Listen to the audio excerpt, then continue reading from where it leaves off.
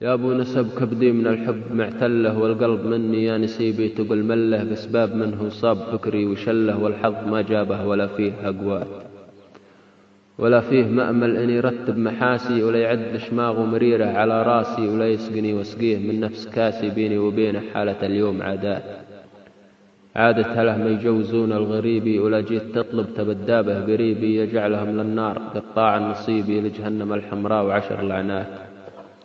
يا جعل واحدهم بفقد الغوالي، وعيونها الثنتين تصبح عطالي، والله جليس في شقوق الرجالي، المجلس الضيق ولا فيه وسعات.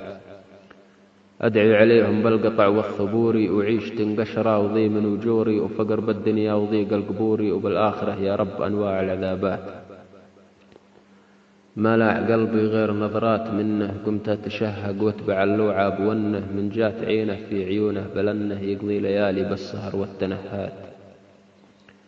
يا ليتني صديت لما رمقني بعيونه الوسعات، لد وحرقني. يا ليت ساقي يمهم لم يسقني، ولا عرفت أن الهوى فيه آفات.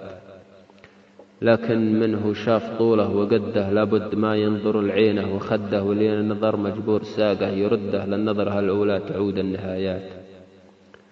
مرت سنين ما بها من سروري، وسلي الخاطر ببعض الأمور، واليا لفت ذكراه ماني صبوري، أداري العبرة وأتذكره بسكاه.